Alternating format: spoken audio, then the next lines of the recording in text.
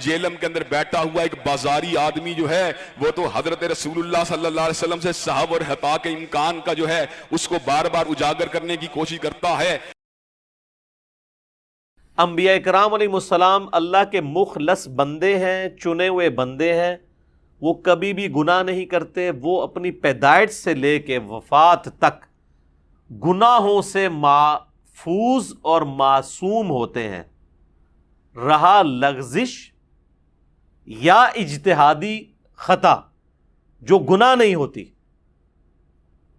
اس کی ایکسیپشن اپنی جگہ موجود رہے گی، اور وہی واقعات ہیں جو قرآن کے اندر رپورٹ ہوئے ہیں، بخاری مسلم میں بھی رپورٹ ہوئے ہیں۔ اگر یہ بنیادی بات سمجھ لیں گے تو آپ کو یہ پورے کا پورا عقیدہ سمجھ آ جائے گا۔ منافقین کا جنازہ پڑھانے والا جو ایشو تھا عبداللہ ابن ابی کا، سورہ توبہ میں آیت نازل ہوئی کہ آپ اگر ان کے لیے 70 دفعہ بھی مغفرت کریں نا، ہم ان کی توبہ قبول نہیں کریں گے، اللہ اور اس کے رسول کے باغی ہیں۔ یہ آیت نازل ہو چکی ہوئی تھی۔ اسی دوران عبداللہ بن ابی مر گیا۔ غزوہ تبوک کے بعد جب منافقین کھل کے سامنے آ چکے، نبی علیہ السلام کو منافقین کے نام بھی بتا دیے گئے تھے جو حذیفہ بن یمان کو بتائے، اور آپ علیہ السلام کو غلبہ بھی حاصل تھا۔ رومن امپائر آپ سے بھاگ چکی ہوئی تھی، مسجد درار بھی آپ نے توڑوا دی ہوئی تھی، اپنے پاور کو ایگزیکیوٹ بھی کر لیا تھا، پھر بھی آپ صلی اللہ علیہ وآلہ وسلم نے شفقت فرمائی۔ عبداللہ ابن ابی کا بیٹا جو ہے نا وہ صحابی تھا، اس کا نام بھی عبداللہ تھا، اس نے آ کے آپ سے ریکویسٹ کی کہ یہ ظاہراً تو کلمہ ہی پڑھتا ہے نا، تو اس کے کلمے کا ظاہر ہے وہ آپ علیہ السلام نے ریگارڈ کیا۔ حالانکہ کئی بار حضرت عمر نے اجازت مانگی کہ یا رسول اللہ اجازت دیں اس کا گلا کاٹ دیا جائے، آپ فرمایا کہ چھوڑ دو، لوگ کہیں گے یہ اپنے ساتھیوں کو قتل کرواتا ہے۔ تو سیدنا عبداللہ جو عبداللہ ابن ابی کا بیٹا تھا، اس نے ریکویسٹ کی تو آپ نے اپنا کرتا دیا۔ مسلم شریف میں تو بڑی ڈیٹیل سے احادیث موجود ہیں، بخاری میں بھی ہے، اور قبر میں اتارا، لعاب دہن مبارک منہ میں ٹپکایا۔ اسی دوران جب نبی علیہ السلام جنازہ پڑھانے جا رہے تھے تو سیدنا عمر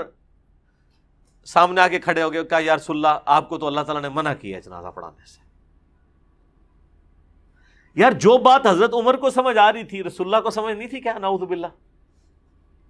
سوچنے والی بات ہے، یقیناً سمجھ تھی، لیکن وہی بات جو شفقت والا عنصر جو آپ کے اندر تھا نا وہ ڈومیننٹ تھا۔ آپ کے الفاظ دیکھیں کیا ہیں، بخاری و مسلم میں دونوں میں حضرت عمر نے کہا کہ یا رسول اللہ آپ کو اللہ نے منع کیا ہے۔ حضرت عمر اللہ کی منشا کو سمجھ چکے ہوئے تھے، نبی علیہ السلام بھی سمجھتے تھے، لیکن آپ علیہ السلام نے وہی پھر اجتہاد کیا اپنی شفقت والا، اور یہ ظاہر ہے یہ زیادہ انٹیلیجنٹ کام ہوتا ہے کہ آپ کوئی ایک پہلو ڈھونڈ لیں، پازیٹیو اینگل۔ آپ فرمایا کہ عمر اللہ تعالیٰ نے مجھے اختیار دیا ہے، اے نبی چاہے آپ ان کے لیے مغفرت کی دعا کریں یا نہ کریں، آپ 70 دفعہ بھی کریں گے میں قبول نہیں کروں گا۔ حالانکہ اس جملے کی جو سختی ہے وہ بتا رہی ہے کہ اللہ تعالیٰ منافقین سے کس طرح اعلان برات کیے ہوئے ہیں۔ اس اعتبار سے سیدنا عمر جو رزلٹ نکال رہے تھے وہ بالکل ٹھیک نکال رہے تھے کہ جب، اور پھر سورہ توبہ کی وہ آیات تو اس سے پہلے نازل ہو چکی تھی، حالانکہ وہ قرآن کی ترتیب میں بعد میں آتی ہیں، وہ 113 نمبر، کہ کسی مومن، کسی نبی اور مومن کے لیے شایع نہیں ہے کہ اسے یہ پتہ چل جائے، خواہ اس کا کوئی قریبی رشتہ دار ہی ہو کہ وہ کفر پہ مرا ہے، کہ اس کے لیے دعائے مغفرت کرے۔ تو جنازہ کیا ہوتا ہے؟ دعائے مغفرت۔ وہ آیت اس سے پہلے نازل ہو چکی تھی، تو حضرت عمر بالکل صحیح رزلٹ پہ پہنچے تھے کہ بھئی ایک نبی کے شان نہیں ہے کہ وہ ایک منافق کے لیے دعا کرے، جبکہ اس کی منافقت کھل بھی چکی ہے۔ نبی علیہ السلام نے پلی لی دوسری والی آیت سے، جس طرح وہاں پہ بھی آپ علیہ السلام نے پلی لے لی تھی سورہ محمد کی آیت سے، یہاں پہ آپ علیہ السلام نے سورہ توبہ کی دوسری آیت سے لی کہ اے نبی تم مغفرت کی دعا کرو یا نہ کرو، 70 دفعہ بھی کرو تو ہم نہیں معاف کریں گے۔ دونوں طرف آپشن موجود تھا۔ حالانکہ اس آیت کو دیکھا جاتا جس میں کہا گیا کسی مومن کے اور نبی کے شان نہیں یہ کرے، تو یقین حضرت عمر نے جو رزلٹ نکالا تھا نا کہ آپ کو اللہ نے منع کیا، وہ بالکل صحیح کہا تھا، وہ اس آیت کے تحت سمجھ رہے تھے کہ منع ہے۔ تو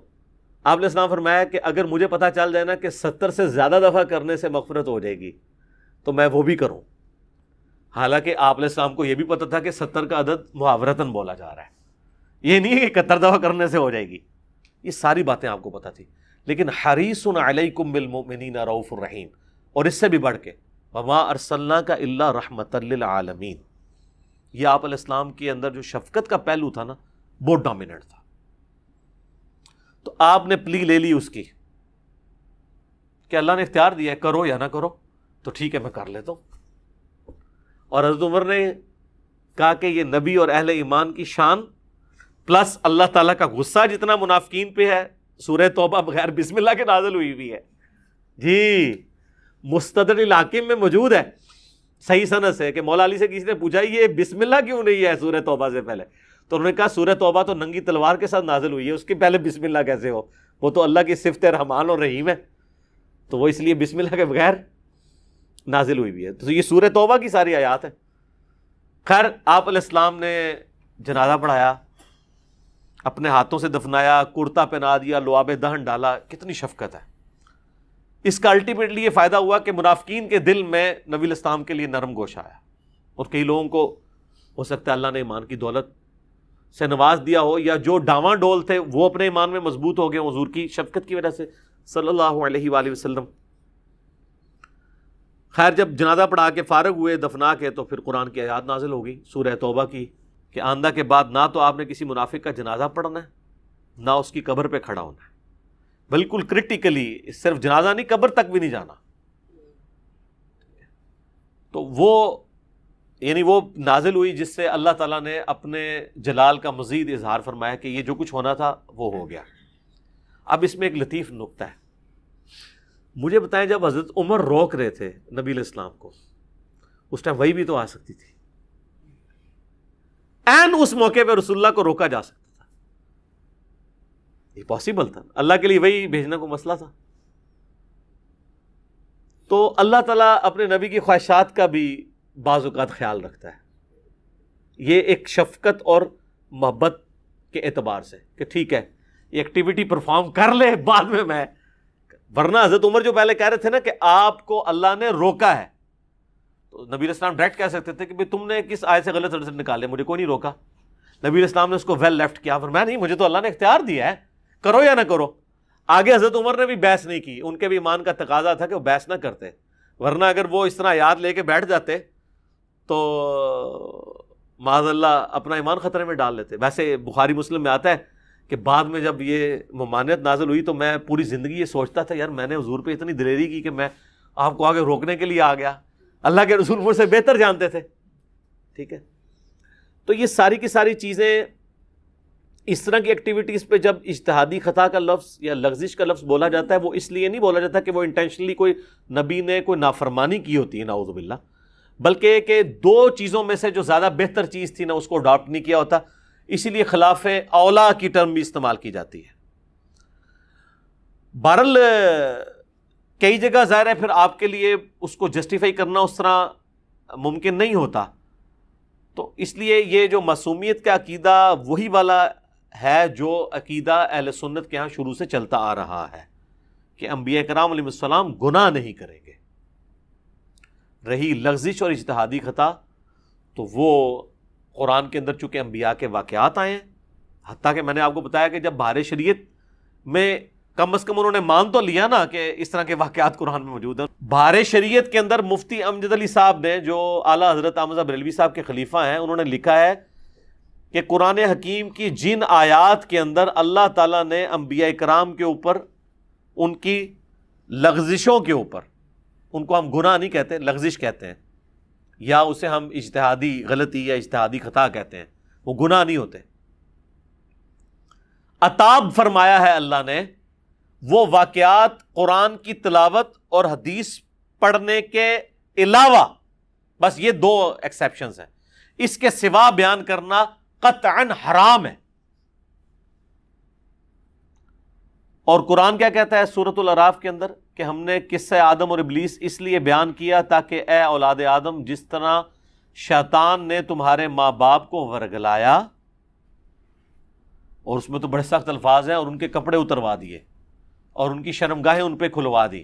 کیونکہ جنتی لباس اتر گیا تھا نا، کہیں تمہیں نہ اس فتنے میں مبتلا کرتے. اللہ تعالیٰ تو کہہ رہا ہے اس کے عبرت حاصل کرنی ہے، اور یہ کہ لوگ کیا کہہ رہے ہیں اس کو بیان کرنا حرام ہے۔ اب کوئی کہنا نہیں وہ انہوں نے اس لیے کہا ہے کہ وہ ویسے کوئی بیان کر کے توہین نہ کرتا رہے۔ سر مسلمان نے قصہ آدم اور ابلیس بیان کر کے آدم علیہ السلام کی توہین کا کبھی تصور بھی لانا ہے؟ اس کو کیا ملنا ہے؟ مسلمان تو انبیاء کی عزت کرنے والے ہوتے ہیں، جب بھی بیان ہوگا وہ عبرت کے لیے بیان ہوگا، توہین کرنے کے لیے تو مسلمان نے تو کبھی نہیں بیان کرنا، خام خواہی کہانی بنا لی ہوئی ہے۔ تو بیسیکلی وہ اس کو تقریر میں بیان کو بھی حرام سمجھتے ہیں اور کہتے ہیں تلاوت کرنے، تلاوت کا مطلب ہے عربی، اردو نہیں۔ عربی پڑھنی ہے ان لوگوں کے سامنے جن کو عربی آتی نہیں ہے، تاکہ ان کو پتہ ہی نہ چلے کیا لکھا ہوا ہے بیچ میں۔ اس لیے میرا تو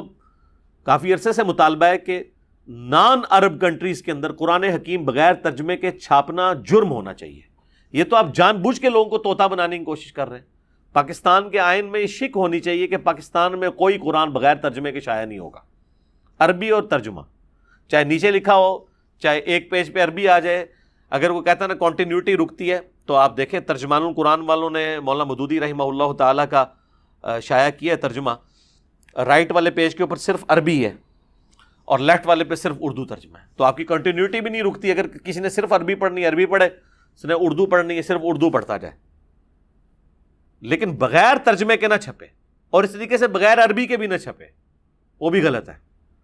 کیونکہ ترجمہ کرنے والا بہرحال انسانی کوشش ہے، کہیں پہ اس کو خطا ہو سکتی ہے۔ قرآن کا اوریجنل ٹیکسٹ اپنی جگہ موجود ہونا چاہیے۔ ہمارے پاس تو یہ فخر ہے کہ ہماری کتاب محفوظ ہے الحمدللہ، تو ہم اس کو کیوں نہ چھاپیں اس طریقے سے؟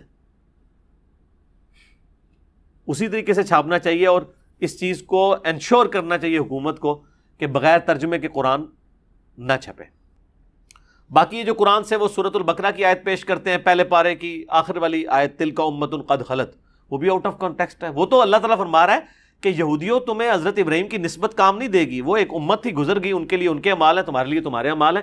تمہیں یہ نہیں پوچھا جائے گا انہوں نے کون سے نیک اعمال کیے، تمہیں تمہارے نیک اعمالوں کے بارے میں پوچھا جائے گا، کیونکہ اس میں ہے لہا ما کسبت ولکم ما کسبتم، علیہا مکتسبت نہیں ہے، ان کے لیے ان کے نیک اعمال ہیں، ورنہ ہوتا ہے علیہا، ان پہ ان کی نعوذ باللہ برائیوں کا وبال ہے اور تم پہ تمہاری برائیوں کا وبال ہے۔ قرآن تو پورے کا پورا اس پہ کھڑا ہے کہ وہ تاریخ میں ہونے والی غلطیوں کو ہائی لائٹ کرتا ہے، چاہے وہ انبیاء کے قریبی ماننے والوں کی ہوں چاہے کسی اور کی، تاکہ باقیوں کے لیے عبرت کا سبق اس سے سیکھا جائے۔ تو